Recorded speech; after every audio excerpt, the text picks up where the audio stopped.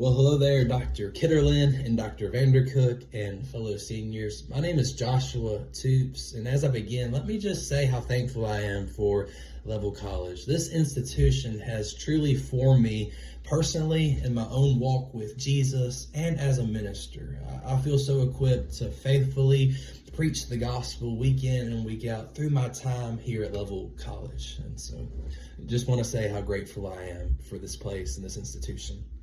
Well, my topic for this senior thesis is the congruency of Paul's theology of salvation across Acts and Romans.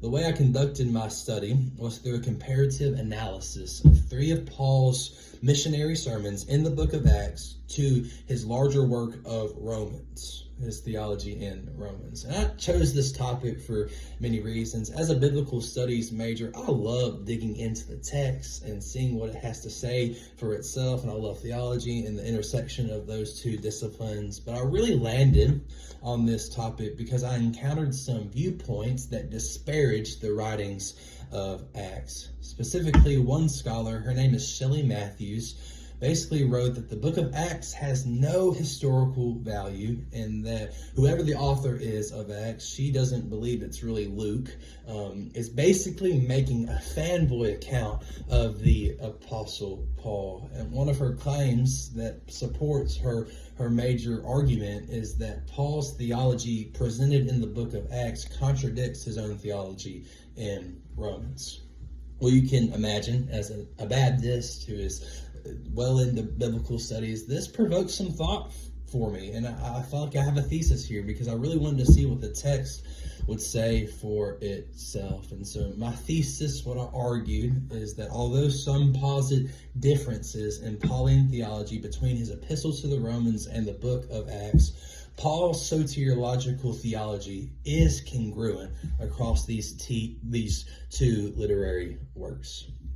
So let me define some terms briefly. Soteriology, that is our doctrine of salvation. That is what we believe about what it means to be saved. And to be congruent, that means to come into agreement, to be consistent. So really what I'm arguing here is that Paul is consistent across the New Testament, specifically between Acts and Romans. And so briefly, to defend my thesis, I began with a discussion on the nature of ancient speeches. This was quite interesting. There's been a lot of work done in this field, and like you could imagine, there are those who argue that Luke in the book of Acts, as he records the sermons in Acts, that would be Peter's sermons, Stephen's sermons, and Paul's sermons, that he is not trustworthy in his account, that he's just creating his own Paul that would fit his own theological agenda. There's no historical reliability surrounding the speeches in Acts. And others argue that that's not the case. Two scholars that I found that were pretty against that thesis that Luke is not trustworthy were Craig Keener and J.B. Friedman. They argued that according to the conventions of the day, that Luke as a historian fits well within the ones who were trusted, the historians that were trusted. And one way to tell if Luke is faithful or not is by examining his presentation of Paul's soteriology and to see if that lines up with the book of Romans. If it doesn't, then yeah, Luke is not faithful. What he records of Acts contradicts what Paul would say in Romans. Romans is an undisputed letter of Paul. So we need to see, do these things line up or do they contradict each other? And so this is where my comparative analysis came in. I compared Acts 13, Acts 14, and Acts 17 with the book of Romans. And I'll briefly just give you some of my key arguments from each of these sermons in the book of Acts. In Acts 13, the claim of justification is made by Paul, clearly stated in Acts 39. Now, the full doctrine is not there. It's really worked out in Romans and Galatians. But remember, Luke is just writing summaries of Paul's sermons. They don't have to be verbatim for them to be historically accurate. And what he records is Paul mentioning forgiveness of sin found only in the person of Jesus, and that all those who believe in him will be freed or justified in him. That is Paul's gospel in Romans. And I saw in Acts 13, there's a clear line of congruency. And then in Acts chapter 14 and 17, it's really interesting that Paul moves his message from a primarily Jewish audience to a Gentile and pagan audience. And this fits with Romans chapter 1, verse 17, where Paul says the gospel is for all those who believe, to the Jew first, and then to the Gentile. And I had more findings that corresponded with that, but I found that so interesting that Paul really embodied his message. In Acts 13, he preached in the synagogues, and in Acts 14 and 17, he's preaching open air. So all those will hear him, and that being a Gentile and pagan context. And in these two sermons, Acts 14 and 17, he deals more with natural theology, and it corresponds well. It's different than Romans 1, but it corresponds well in Paul's call for the people in Athens and the people in Lystra, Acts 14 and 17, to respond and repent from their idolatry. It fits well with Romans chapter 1.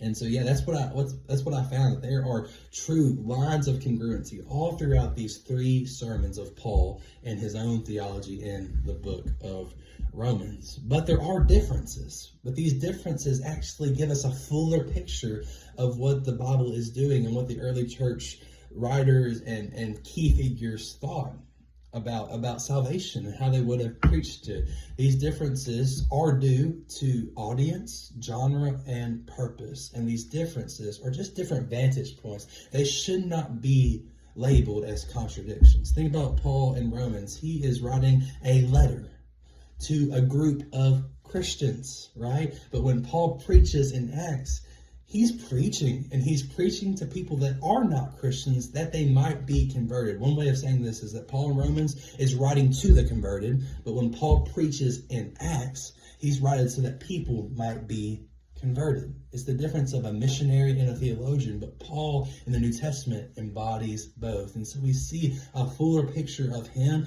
and a fuller picture of what theology should look like when it's worked out and when it's preached. So when we put these two things together, we get a better picture really of the New Testament and really of all the implications of salvation. So I see that soteriology, it serves as a bridge. It's not a contradiction. No, it serves as a bridge between Romans and Acts. The gospel message does not change. Yes, Paul does adapt his delivery so that other people who are not yet saved might respond, but it is the same gospel. And really, I see that as such a valuable implication for us today. If we are called to be pastors, we're called to be theologians. We need to know what we believe. We need to clearly define it. But the way we talk about it and the way we preach, it should be in a way that draws people in. It's the difference of Romans 1 and Acts 17. The same gospel, but a different delivery based on the audience. So some strengths in my paper. I really believe that this is a clear thesis. I see it's well argued, and I did very thorough research, and I think I drew some helpful implications for my readers. And some weaknesses, I wish I could have done some more sermons in Acts. There are more sermons than just the 3 sermons I worked through. I wish I could have had time and been a little more brief in my writing to include all of those. I tend to write too wordy, and I'm very long-winded, and so I was not able to include all of the sermons of Paul in Acts. And if I were to do this again, I would spend better time and more time really detailing the opposition to make sure that I argue well against them.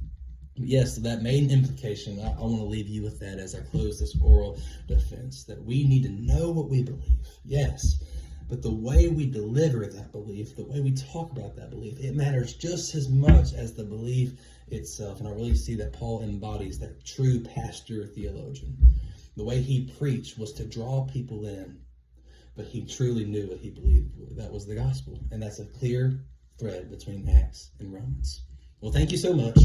I hope this was enlightening to you, and I'm excited to dialogue and interact with your work as well. God bless.